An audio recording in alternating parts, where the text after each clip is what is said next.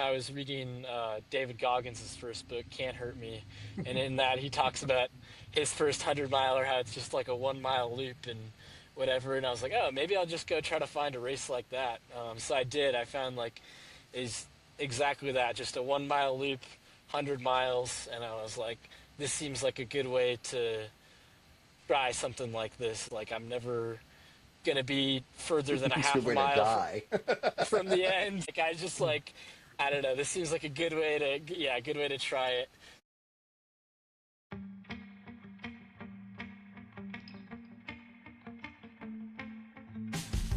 It's Golden Hour Adventure Time, featuring everyday people doing extraordinary things. From the peaks of victory to the valleys of defeat, these are their stories. Now, from the back of the pack, your hosts, Justin and Robbie. Welcome to Golden Hour Adventures. I don't have a microphone. I'm in a hotel room in Utah. I've been here for maybe 30 minutes. Forgot my computer, laptop, charging cord. Here we go. Hey, if it wouldn't be a podcast if we didn't have all kinds of craziness going on. I mean, how many times have I done a podcast from the hotel room? So, at least I bring my charger though. I will say that.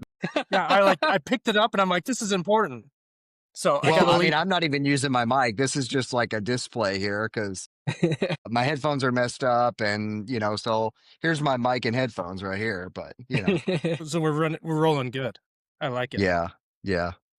Hey, before we logged on, we were talking about the new 200, the old Efron, and I'm like, Efron, I don't know how you say it. It's like Efron. Efron, yeah.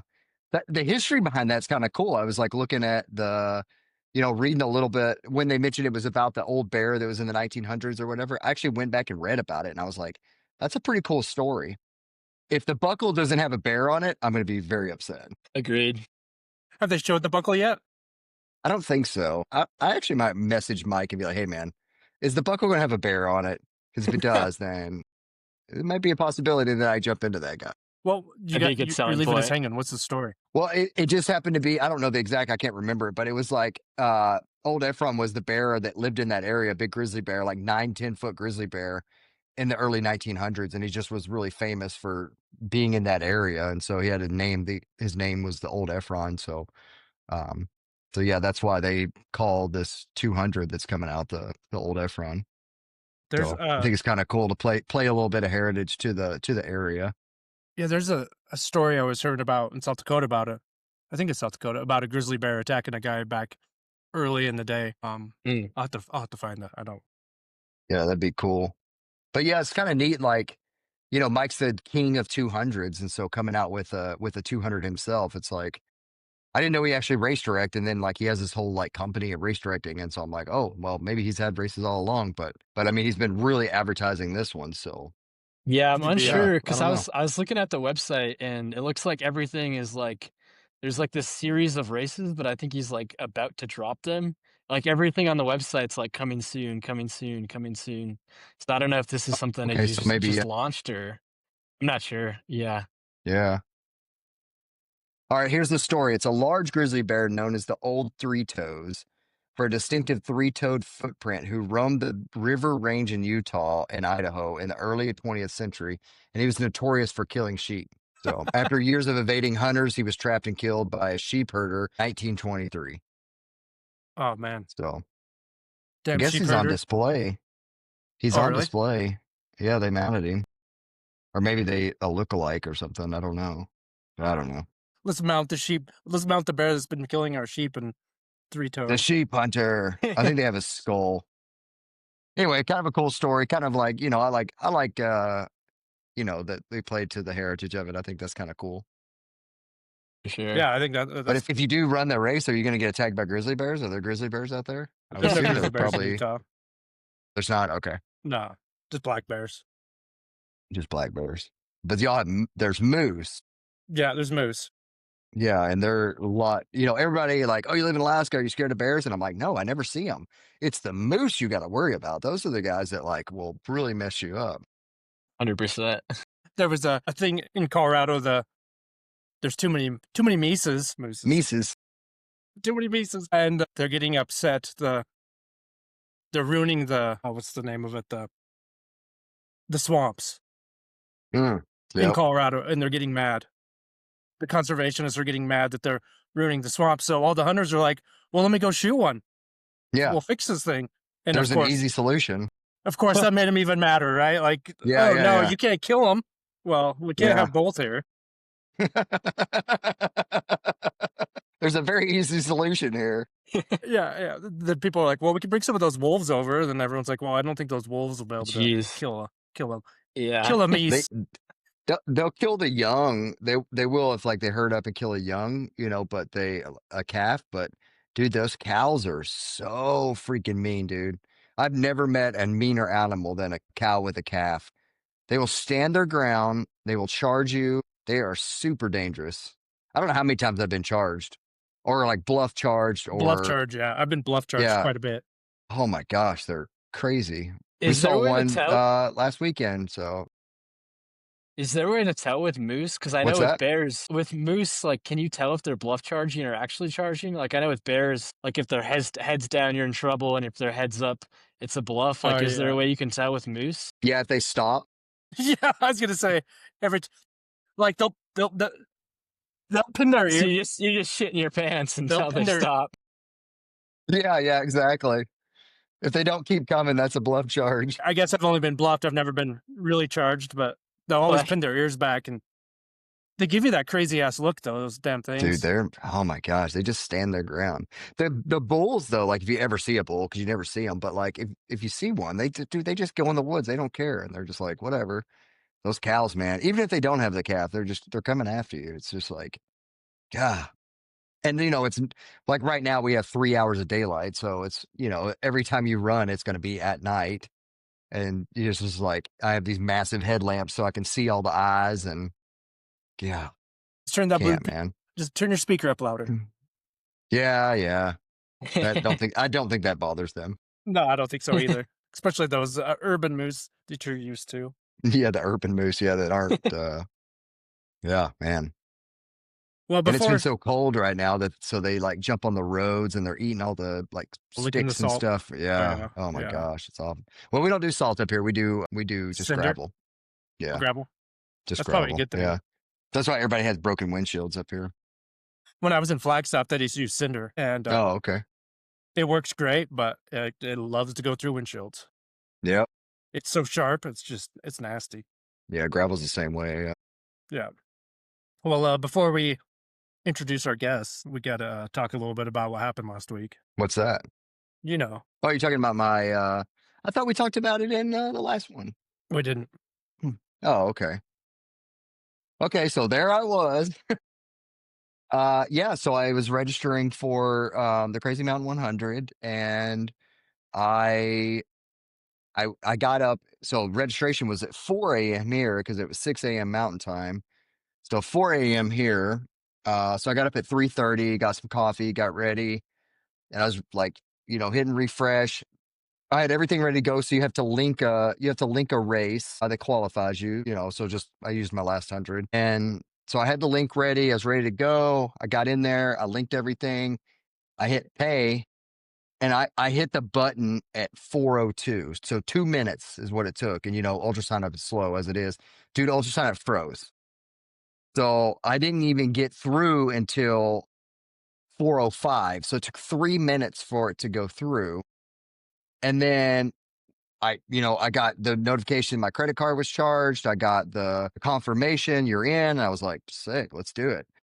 And so, at this point, I'm starting to build the team. Like I'm telling Robbie, hey, I got in, Nate was hitting me up like with it. And so like, I got the crew already assembled. We're ready to go. It's 7 months away and I'm ready to run the race tomorrow. But go about my day. And I started hearing some chatter on Instagram about they let too many people in, XYZ. Some people got affected. They got moved off the main list and got put on the wait list. And then it came down to order I was like, what, dude, that's crazy.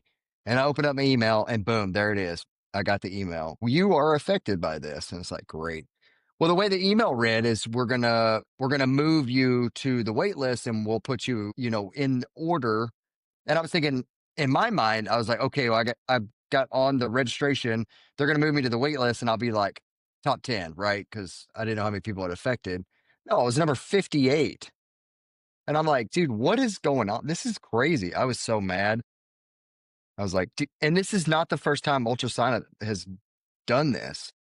They did it. It broke at Javelina last year, or when they registered for Javelina. When I registered for Kettle last year, same thing happened to me at Kettle. Luckily, I was just on the receiving end of, or I got into Kettle, like legit got into Kettle, but there was a lot of people that got waitlisted for Kettle because how slow their systems are when they have an overload of a race like that.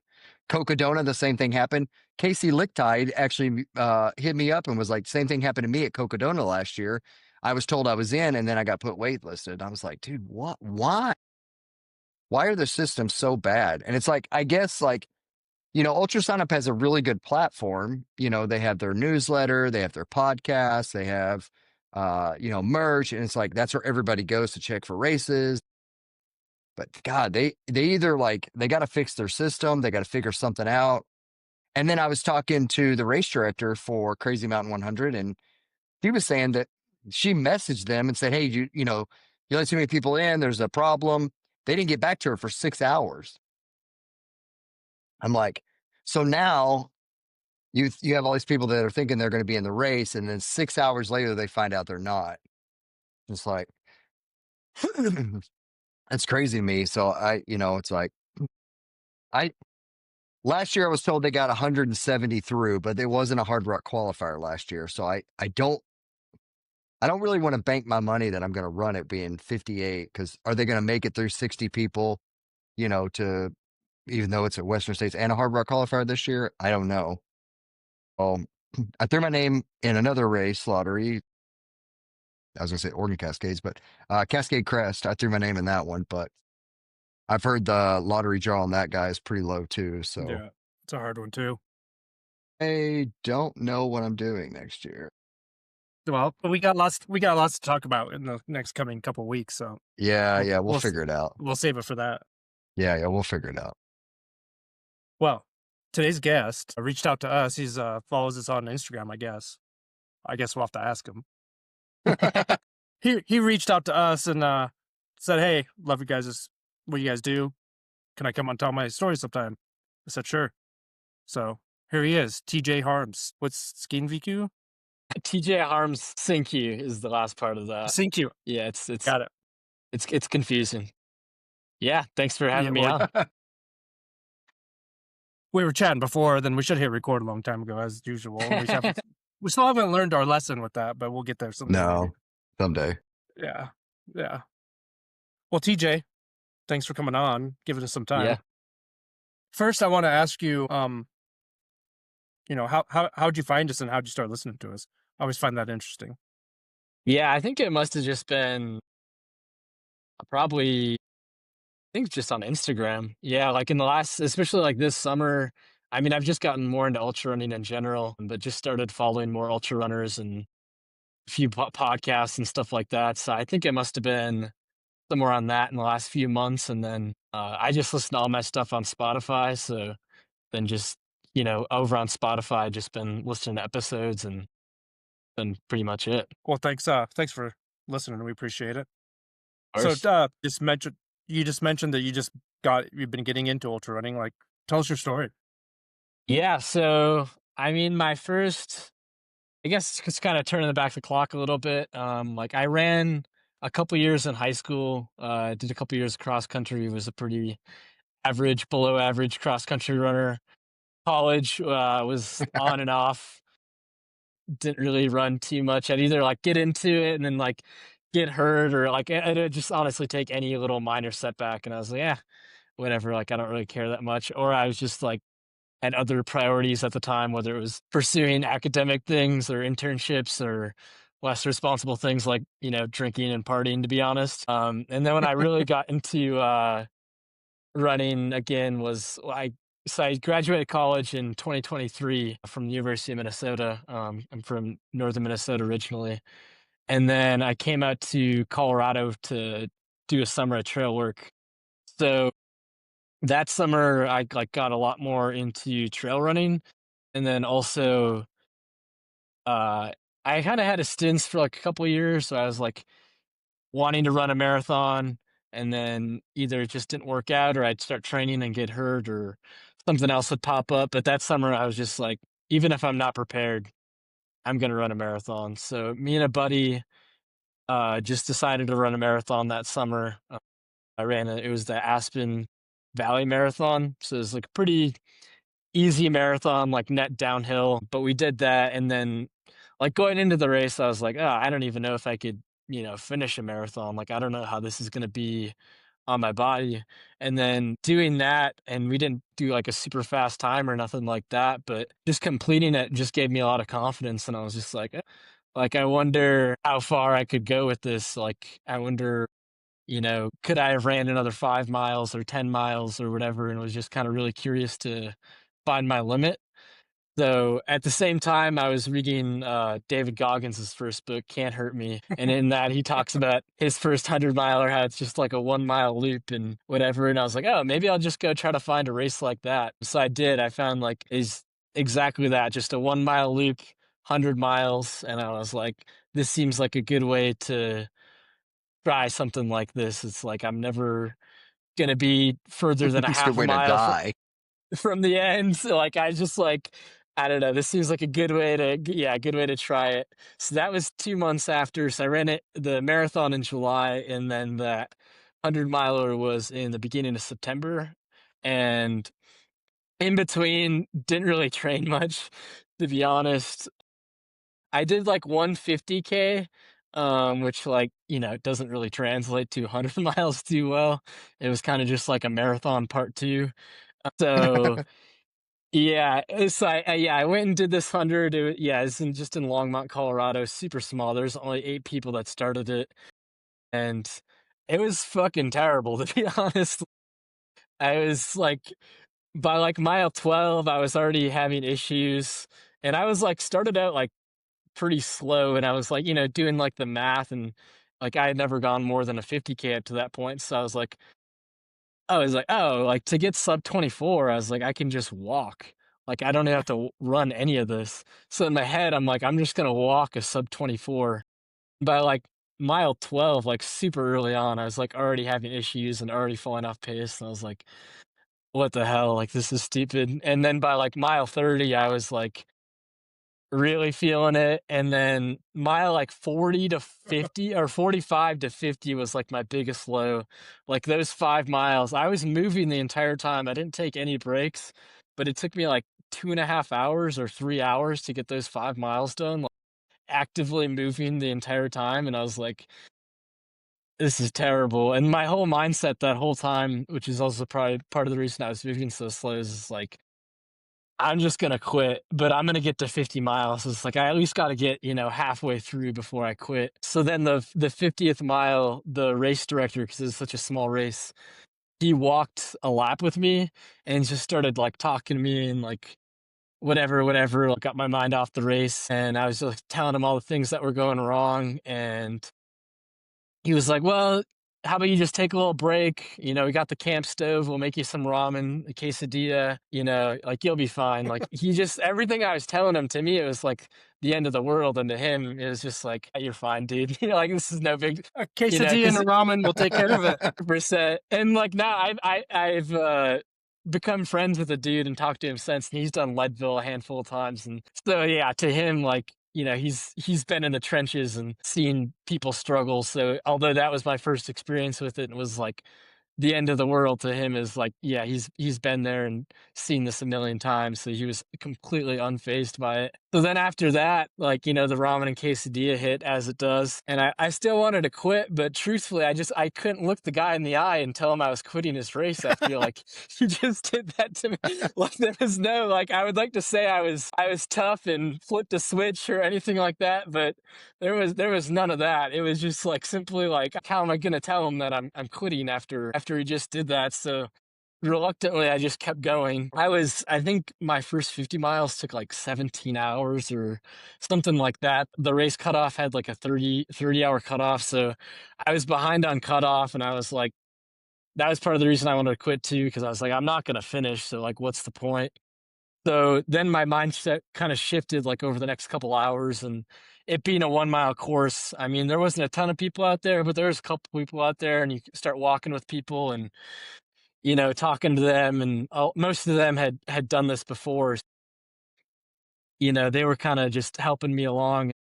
During the night I struggled a lot. So there's this one lady, she kind of stayed with me for like 4 hours pretty much, and it was like, well, do you drink caffeine? And I was just like, nah, I don't do caffeine. And she's like, well, you're gonna start now. And I was like, all right, let's do like, sure. So she's like, every lap she's just like giving me shit, and she's like, take this. And I was like, I don't want that. She's like, I don't care, take it. So she just kind of like, she was awesome. She just like totally stopped her race basically just to help me for 4 hours, which is freaking amazing. And then eventually my sets shifted a little bit more positively, and it was like, all right, maybe I'm not going to finish the mileage, and maybe I don't get to 100 miles, but there's a 30-hour cutoff, and I'm just going to do my best with the time that I have left. And eventually I started feeling better and was able to run more, and I did finish. It was 28 and a half hours, like super ugly. Can't say it was like the most positive experience. Obviously, you still get like the high after you finish, and it was like, still proud of myself and all that. But I was like, man, I don't know if I'll ever, do something like that again. So in the year and a half that followed that, it was pretty much just like marathons and 50Ks. And then I did a couple of 50 milers and 100Ks. And, the shorter stuff was, I was very okay with doing that. I loved running and the longer distances and trail running, and it was awesome. But then I was like, I don't know if I want to do anything like super duper long again. And then this last summer, because I've been doing seasonal work and traveled all around, and also wasn't really super focused on running. But this last summer, I came back to Colorado, and part of the reason I wanted to come back is, just the trail running community that exists there, and just being able to go to these races and, meet fellow runners. So at the job I was working at, I met this dude, and he was just telling him about how I'd done a 100-mile race, and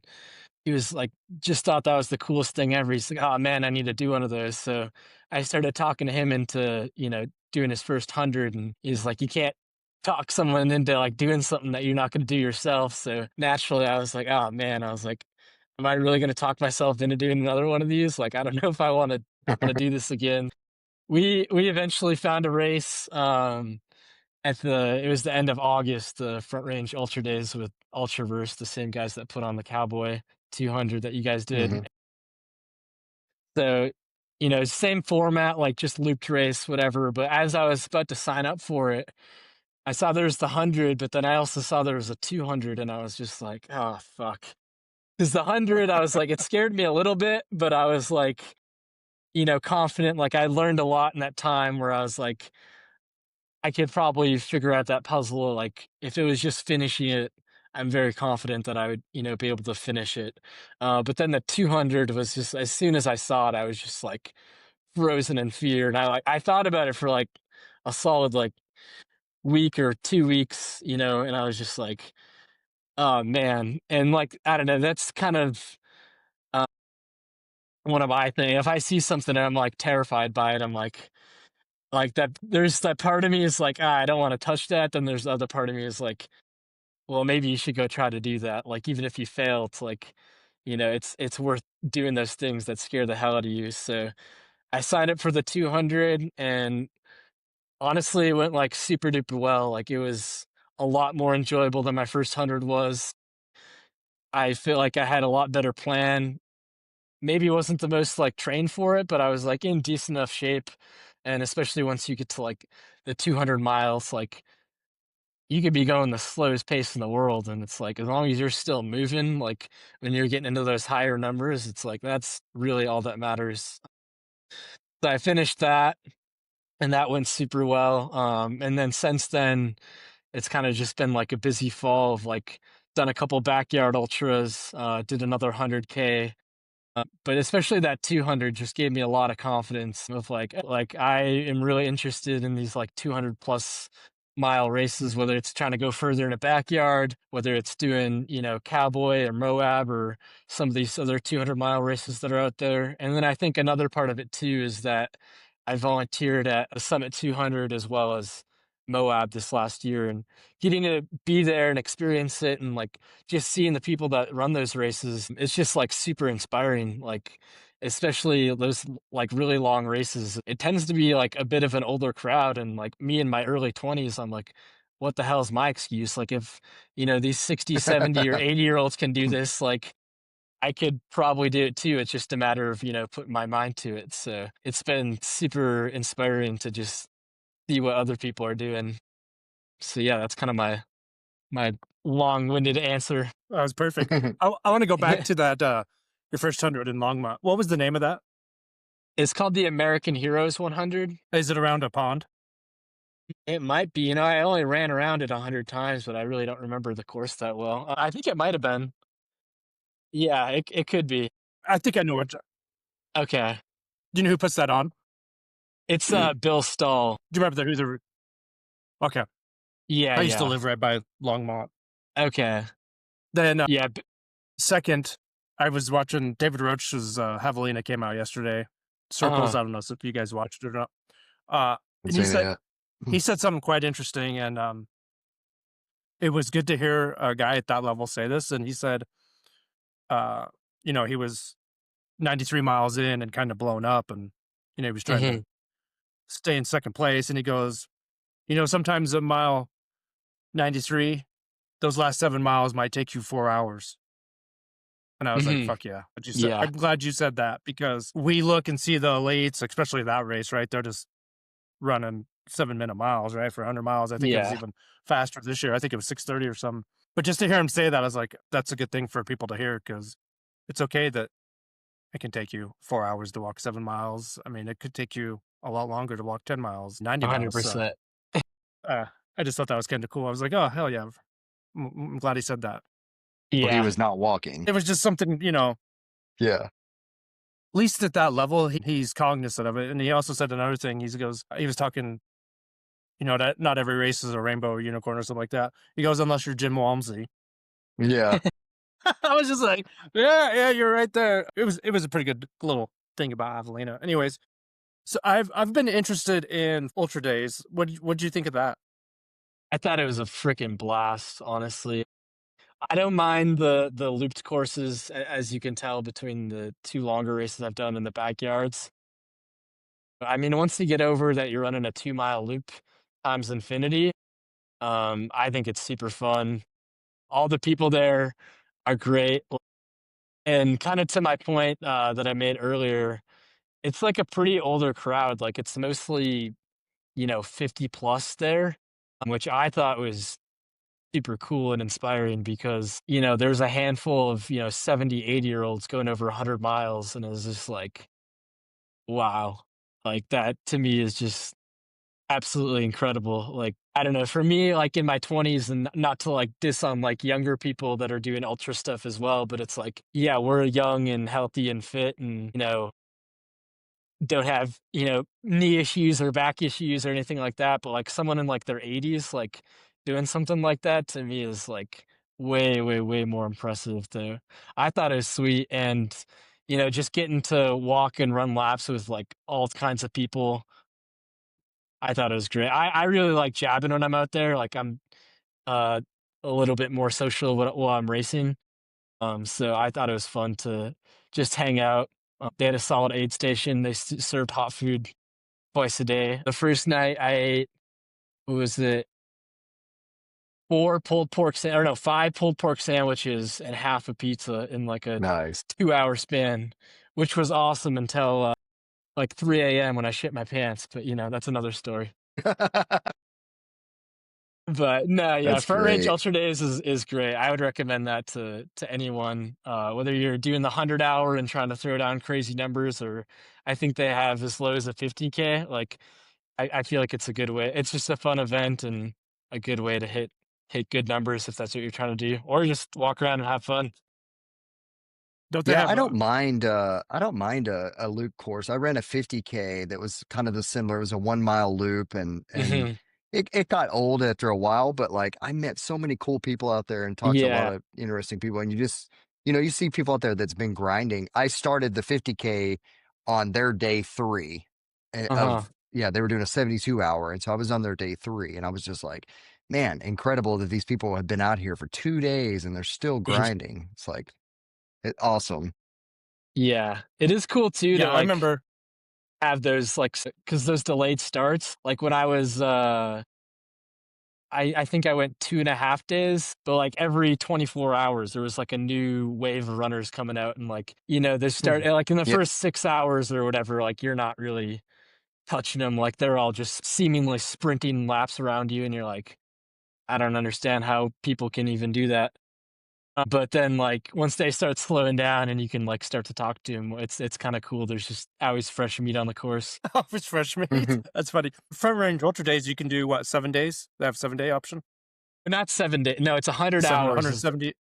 100 hours. So it's like 4 days. Oh, 100 hours. 100 hours. Man. Yeah. Dude, that would be kind of fun, Rob. You should look into that. It's a cool one. It's cool. Yeah, that would be. We'll see how the pilgrimage goes, and Yeah. see where my Oh, you're doing mind's the at after that. pilgrimage? Yeah. I am. That's Yeah. gonna be Do- freaking awesome. Yeah, like I said, next year Yeah. I'm like only committing myself to just doing hundreds, and then I saw the pilgrimage drops, and I was like, God dang it! I was like, that one looks so fun. Yeah, it's gonna be. I did uncrewed too, so to really challenge myself. So I'm pretty excited. Yeah, it'll be cool. Oh yeah. I think with that race though, you don't need a crew because they're very mentally impacting your race because you want it. At the furthest point, it's a 12-mile loop, so you're 12 miles from an aid station. So I don't know. I think that there'll probably be more people out there that go uncrewed than go crewed. When I signed up, there was more uncrewed than there was crewed runners. Yeah. Yeah, that makes sense. I haven't looked in a while, but yeah. Oh, I lost my train of thought. I was gonna ask It you, happens. what backyards have you done?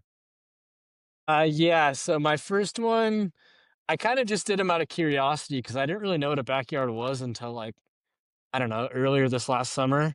And then I followed the Dead Cow Gully and followed Biggs, and I was just like, just getting more interested of like, I don't know, that format and like that style and concept of race of just like, the last person standing is like super duper intriguing. Like there's no getting ahead. There's no, you know, you go ahead and run 7-minute miles. Like it doesn't matter. Like you don't necessarily need to be like super impressive to be able to win that. It's a matter of just like continuing to be consistent over time. So my first one was the South Jordan backyard, just right outside of Salt Lake City. So I did that one in the middle of October, and that one capped at 24 hours because they said they had issues with permitting and stuff. So that was like a good way to get a taste of the format, knowing that there was like an endpoint. And then the last lap was just like a race, which was kind of like weird. You've done 96 miles, and then it's like there were 3 of us remaining, and it's like, all right, now we're gonna race 4 miles after we just, ran 96 miles. It was like, that's kind of weird. But definitely interesting and different. And then the next week I did the Last Cowboy in Nebraska. So that was like my true like first last person standing race. And then a month after that, so like November 22nd, I did the Summit Backyard Ultra in Marble Falls, Texas, a little bit outside of Austin. So those are the 3 that I've done. How is the cowboy backyard? It was cool. It's definitely, I want to go back to that one and run it on fresh legs. Cause I had just done the one the week before, and I was just kind of fucking around and having fun, to be honest. But that one, it's a great course to like, you're probably not going to have a more easier backyard course. Like you guys have ran the Cowboy 200, so like you guys like that. It's just a rail to trail, so it's flat as could be. So it's just a 2.1 mile out and back, and since it's so flat, like you don't have to worry about hills or nothing, and it's dirt, which I like, so you don't have to there's not a ton of pounding on your legs. So that one was super cool. And yeah, the guy ended up winning was like super super duper strong. He I got the assist, so I kind of controlled how long the race went. Once I quit, he just did one more lap and it was over. But I kind of felt a little bit bad because he was like in PR range we passed his PR. He'd never done more than 100, and like I feel like if I would have pushed him more, he could have probably kept going like well into the 200s. So he was like super duper strong. But it was also cool too because where our aid station kind of setup area was, there was like you could set up outdoors, but you could also set up indoors. So I had like all my stuff indoors, so I would just come inside and like have like I had a table full of shit and all my other stuff and whatever. So that was kind of like an interesting aspect of that. It was just a little easier to stay warm during the night. I want to take it back to something you said when we first started talking. You were talking about doing trail work in Colorado. Like, what does that consist of, and where was it at? Yes, I did in the summer and fall of 2023. I was working with Rocky Mountain Youth Corps. So they're just classic Conservation Corps company. They're in a AmeriCorps affiliate. So a lot of people there is like mostly college-aged people, like maybe mid to late 20. I think they have like an age cap, like 29 is like the oldest you could be to be part of one of those programs. So yeah, I worked, and they had like I think we had like 15 crews during that summer. So my one summer, I was on like a high alpine mountain crew. So I worked on Mount Elbert, which was pretty cool. And we worked on the Black Cloud Trail of Elbert, not North Elbert. So there's like a whole different like side of the mountain, and there's basically no traffic at all there. So it's kind of cool. And then that fall, I was on a chainsaw crew, mostly working around Buena Vista. So there's kind of two different sides of the work there. And then this last summer, I was working with Colorado 14ers Initiative. They only work on 14ers, and I was working on Mount Chavno. So we were just doing a reroute on Mount Chavno. So Gross. like I said, that one's like mostly alpine. So yeah, it's basically you get the work hike every morning, which is good training, and then also the work day. You know, we were working at like 13.8. And just pretty much moving boulders all day long. That's kind of the nature of the work up there. You get into those boulder fields, and you know, in order to make a trail through those, you need to move the rocks. So, yeah. That's one of my least favorite 14ers. Yeah, after working on it for a whole summer, yeah, I don't really. It's not very trail runner friendly. Even the reroute is like, yeah. I did it at night with a full moon, and once we got into that junky stuff, I'm just like, we get to the summit, and the person's like, "Do you want to sit up here and have a snack?" I'm like, "Let's get off the summit and go." Like, I'm done. Yeah, I am done. No, that's fair. Yeah, I like Antero, like in that neck of the woods. Antero is like one of my favorites. I mean, the end, you know, last like quarter mile still gets a little squirrely, but the approach and going all the way up, I thought it was pretty cool. I haven't done Antero. Did you just go the road the whole way up? Is that what you did? No, I'm sure you could do that one. There's one, I think it's called Browns Creek Trailhead. So if you start at Browns Creek, I think it's like 15 miles round trip. I'm not sure what the other route is, but I don't know. I did Browns Creek in like the middle of August, and I didn't see anyone on the trail, so I really liked that. And then it was just, since it was so long, it was just a lot more of a friendly approach, you know, compared to some of the other 14ers where it's just like, you know, you're gaining 4,000 feet like in like 5 miles. Like that one was, you know, exactly. So that one was like a little bit more friendly of an approach. I don't know. I didn't run the whole thing, but you could probably, even the uphill part, you could probably, you know, if you're in pretty good shape, probably run most of it. And then even on the way down, it's not like super duper steep, so it's pretty runnable on the way down too. I thought that trail was cool. Well, you know, hanging out on those, does Nolans have anything for you? Like, I have any interest of doing it? Yeah, I think, yeah, somewhere down the line. I don't know. There's so many, it's so hard. There's so many races and things that I want to get into. And I guess I would, like, I'm not going to set the FKT on Nolan's, but I would kind of like throw that into the category of like the FKT world, if you will.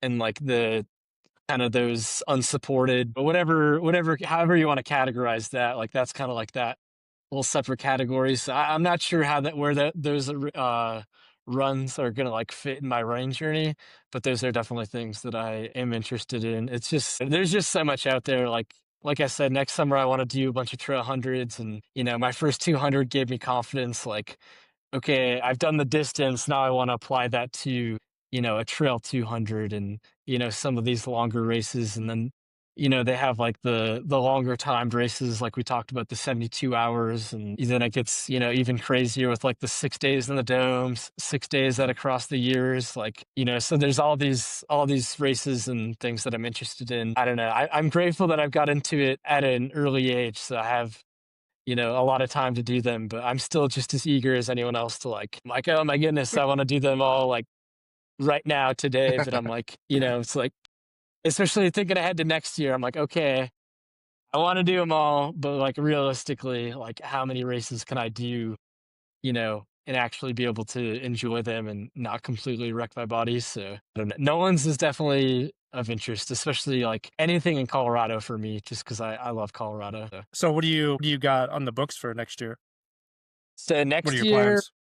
yeah, mostly just hundreds. I might throw, or I'll probably throw in one backyard. I thought about maybe, because next year is a team year for the Bigs World Championships, and I thought about maybe piecing together a plan and like trying to go to another silver ticket event and try to make a run for Bigs. But after my last couple backyards, I decided to not focus on that as much.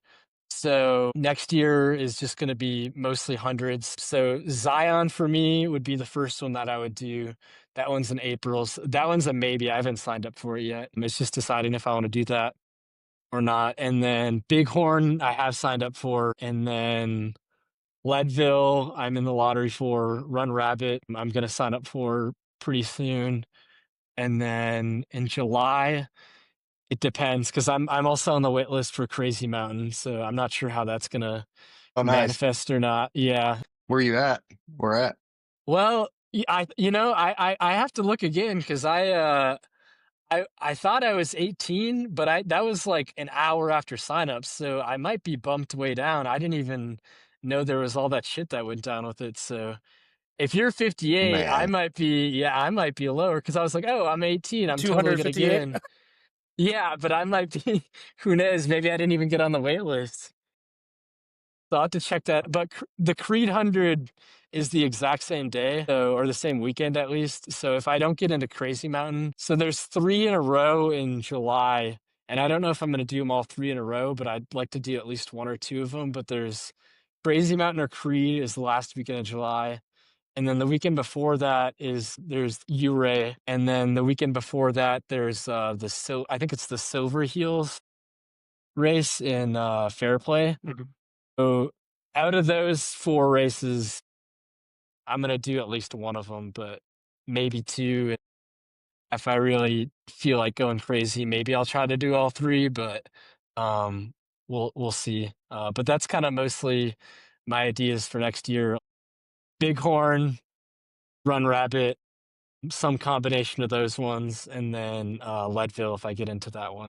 And then there's some other ones that are like maybes, like a lot of small races that I can, sign up for last minute if I'm feeling up for it. But I don't want to sign up for a bunch of races and then, come July I get burnt out or hurt or whatever, and then have to DNS a bunch of races. So I kind of have some small races on my radar, and then if it gets closer and I want to sign up for them last minute, then cool. And if not, then no harm, no foul. So it's kind of my plan for you're next number year. 39 on the list. Sweet. Okay. Well, 39.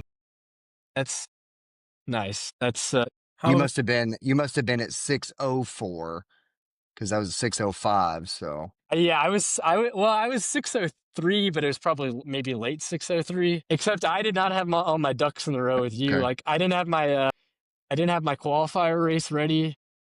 Like I totally forgot about that. And then there was something. Oh, I wasn't even signed up. Like I wasn't signed into Ultra Sign Up. Like right when it happened, I was like, "Oh shit!" Like it made me sign in, so that took like an extra 30 seconds, and then I had to like Google up my qualifying race like real quick. So I was like not prepared, and then after I was like, What "God what dang time it!" did you end up hitting a button? It was 6:03 Mountain Time was when like the official registration happened. I like refreshed it and started it like Jeez, right that's at the top of crazy. the hour. Yeah. Yeah. But I just Yeah. didn't have all my ducks in a row, so it took me like, a couple of minutes to pull up that qualifying race and sign into Ultra sign up, and it was like, God dang it. But I'm hoping, That's crazy. yeah. Because I know the email said, and maybe they're just trying to get our hopes up, but they're like, oh yeah, we usually exhaust the wait list or whatever. So, but I'm like, who knows? Honestly, I'll just train and be prepared for it. And if I don't get in, then I'll just do Creed or one of the other races. That's kind of my mindset for that. But I would like to do it. I've heard good things Yeah. about it. So Yeah, I've been out there yeah, before. It's a sick race. yeah. Yeah, no, it sounds cool. And most of my races are gonna be like around Colorado. And that one, I mean, it's still like in the Rockies, but it's like a whole, different part of the Rockies. And I think it'd be cool to do like that one, Bighorn, and then, some of the other Colorado ones and just kind of mix it up a little bit. For I think you'll sure. like. I think you'll like Bighorn. Yeah. That's a good Yeah, one. I've heard a lot of good things about that one too. That was why, because I know that's it's no longer a Western qualifier or something. I think they Hard just Rock. changed No that. longer Hard Hard Rock. Rock, Hard Rock, okay. Hard Rock. But Yeah. I don't know. For me, is like, I don't know. My philosophy on that is like, these are definitely cool races I'd love to do one day, but like, I'm not going to bend over backwards and change my race schedule to appeal to whatever races are on those lists. It's like if there's a cool race I want to do and it doesn't qualify for either of them, then fuck it. Like, I'm going to go do that race. Yeah. Yeah. I know. Yeah. So if I I'm the never run, stupid sucker. Yeah, running those other races. I mean, it's good. I mean, like Crazy Mountain, for instance, it's like there's still a lot of cool races that you can run. So it's not like Yeah. no shame to Well, anyone who does the that. Like, I problem get it. is the problem with the like Western states is you're going to continue to go up the list, right? Like next year, if I run a qualifier, I have 16 tickets, but I don't think the percentage is going to change that much. And Yeah, because more and more people Bring me are up. continuously going up and they're not letting right. that many people More in. I people. mean, It's there's over. Yeah. 11,000 people on the list and they drew 270 names. So it's like, Yeah, you know, back in the day, it used to take 4 or 5 years to get in off the lottery. Once they started doing the lottery, it's going to take 10 to 12 years to get in now, I think, unless you're yeah. just lucky. It is unfortunate. Well, and also then you have to put in every year, right? Like otherwise you lose it and you go back to zero. Yeah. Well, no, you So don't it's lose like, them. You don't lose them. okay, They okay, stay. okay, okay. I gotcha. So if you don't run a Well, that's qualifier, you can just run one the next year and pick your tickets back okay. up. Well, that's good at least. Yeah, I But guess then I you're was under just the that far impression. behind again. Yeah. Exactly. You're just still that Yeah. far behind. So, Yeah. I That mean, is we're what seeing sucks right about those. now, like the 512, the 512 tickets. Like there was 5 this year. I mean, look how many there's going to be next year. The 258s, there was, I don't know how many people, but there's going to be 15, 20 Yeah. 512s next year. Yeah. I think Yeah. And then yeah. continuously on, like you're going to be moving into thousands of the 1,000 tickets. It's crazy. I don't understand why they don't try to let more people run that race. It's wild to me. Yeah, it is interesting because it's Yeah. like, what's the number on that one? Like around 300 or 400 or something? I think it's 350. I think it's 350 total. Okay. So the rest of them are taking Yeah. like sponsored spots and stuff like that. Right. Yeah. I mean, Yeah. Is it 320? No, I think it's higher than that. I think it's Is it? 350.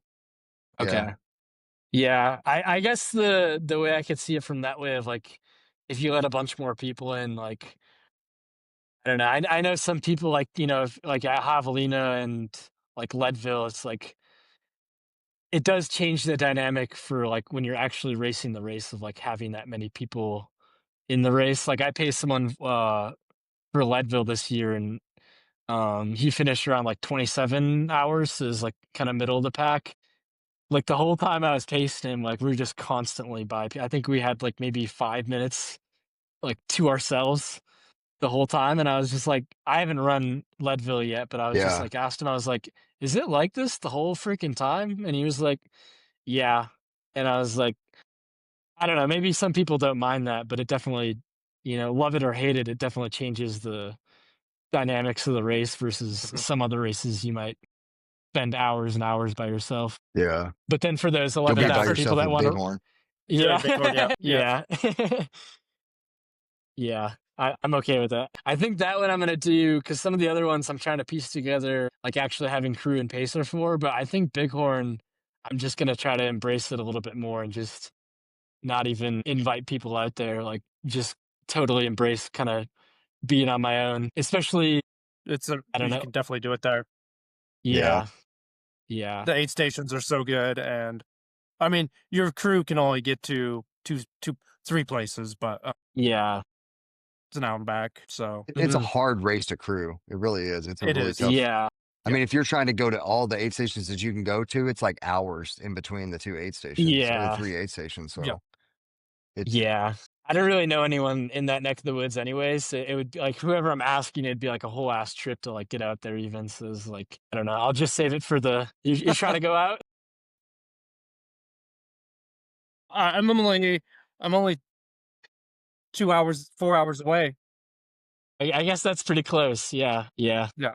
Yeah. But I don't think I could get my ultra in June. yeah, yeah. there you go. You just go pace the Oh yeah. back, go pace the back 70 Yeah. Yeah, no kidding, right? because you can pick a pacer up at 30 there. Yeah, 30. Yeah. Okay. Yeah. Interesting. Yeah. Damn. That's a long time with a pacer. I It's think because of the location, like the location of it's pacers. Like, it's definitely warranted though, I think. I think it's good to be able to pick a pacer up there at 30. I would Yeah. I have mean, died. it's a rugged course, that's for sure. Yeah. That's what I hear. For Yeah. sure. I'm curious to experience it. Well, TJ, we're gonna do some quick fire questions. Yes, I'm gonna throw please. some questions at you. You should know the answers, I hope. We didn't even talk about nutrition or anything like that. So this is gonna be good. We're gonna get all the Yeah. answers quick. Quick. So your go to shoes. Go to shoe brand. It's been the ultras the last couple years. Right now, I'm in a phase of experimentation. So I just got some speed goats and as well as some topos. So I'm venturing a little bit outside, but it's traditionally been the ultra lone peak. Okay. We got to get him on the Mount to coast. Yeah. You have to Yeah, try the Mountain Coast. after I bought all these shoes, then are like the Mount they know that I want them. Like every time I go on Instagram, like the Mount it's right, and I'll look at it for like 10 seconds too, and then I'll go click the link and look at them on the website. And I'm like, I gotta wait till my shoes wear down a little bit. But I think Mount Coast might be the next. Okay, do you guys recommend the H ones more or the T ones? And I know it depends on what you're running on, but So I've never ran in the T1s. I have a set coming. yeah, But the H1s, and Robbie will attest to this, is probably the most comfortable pair of shoes I've ever put on my foot. okay, I mean, I and I think praise. you can do a lot with the H1s. I wouldn't Hmm. go do like a big mountain race with H1s, but Okay, for probably most of the stuff that you're running, I would say that you could probably get away with H1s. If you're going to be on like super technical stuff, the T1s are going to be needed, but for your everyday trails, yeah, H1s are probably going to be fine because they have 2 millimeter lug, and then you can run roads on them too. right. They're kind of that do it all type. So I run the road on them because I have mine spiked. So I run the Hmm. road on them, and then I run them on trails too, and I haven't had an issue. And I probably have about 150 miles on mine, and I mean they're Hmm. still just as comfortable as the day I got them. So. Yeah. Yeah, I'm just pushing a Noted. little over 100 on mine. I mean, you could run everything in the front range with the H1s, no problem. Even like Bear Peak and Green and all that, you would have no problem with those. Yes. But from what Good I've to been know. told, the T1s are just as comfortable. So we'll see. Yeah. We'll see. Yep.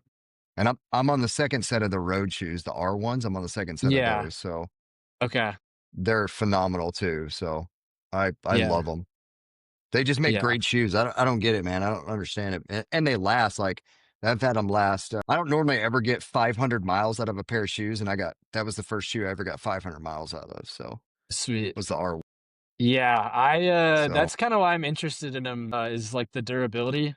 Obviously I've heard other good things about them, but like some of my ultras, like they just aren't the most durable shoe. And like, that's like the biggest issue I have with it. Like I have no problem with ultras. Like, I love them. I love the wide toe box, zero drop, like, all that's cool.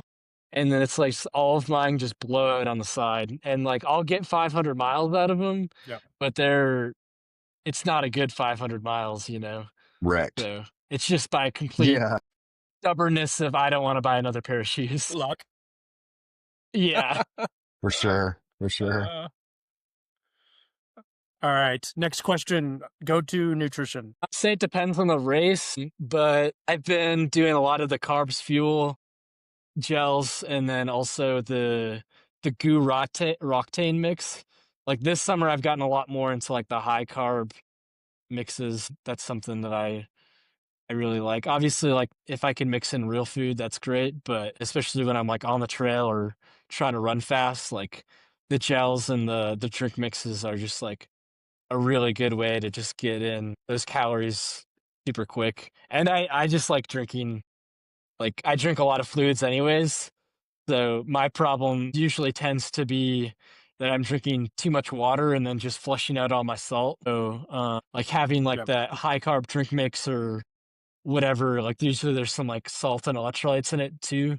So then it kind of is like a good balance of like I can drink a lot of fluid, but then I can get some calories in and have some electrolytes in there as well. Like my last couple of races, I've been experimenting with drinking very minimal water and like only like high carb drink mixes, and then also just like hydration mixes, and then just doing like a little bit of water, but not too much. Interesting. Yeah. All right. Do you wear a vest? Yeah, I do. Yeah, I have the Solomon. I think it's the Advanced Skin 12. It's like, yeah, so that's the goat. Yeah, I finally invested in that one. I had done like 50 milers and like 100Ks, and just like I think it's like if you get like a bladder at Walmart, there's some of them that have like a vest that comes with it. And I was just doing races in that, and I was like totally fine with it. And then like my buddy, like he came and visited me this summer. He's like, okay, like I know someone, we can get a deal on these. He's like, I know you don't like to like spend money, but he's like, I think you would use this and you should totally invest in it. And I was just like, all right, whatever. And then I got it, and then I was like, dude, what the fuck have I been doing? Like that thing is so dreamy. You like it's so nice. I feel like I can like put a shit ton of stuff in there and like sustain myself for, I don't know, I feel very confident. Like if I just went on a run by myself, I could do like 40, 50 miles, like, and be able to put enough in that bag. Mm-hmm. And then also, like when I just like, that's just become my day hiking bag now. Like I don't even really use my day hiking bag ever anymore, just because I'd rather have that, and I'd rather have my bottles right here. Like it's just so convenient. So that's, yeah, I'm loving that. Mix it up and throw a new one in here. Socks. What are your go-to socks? Socks. I like this question. I am all sold on the toe socks right now. And I haven't done like, you know, more than 100K on trail, and, you know, haven't exactly experienced like the most adverse conditions. But with my toe socks, like, even during my 200 miler and like going 100 plus in a few backyards, I have not gotten a single blister with my toe socks. So it's like the creepers and then the Incinis are the ones that I've had, but I feel like any toe sock is probably good. And then I'm a big advocate of, like, I just put a shit ton of Vaseline on my feet.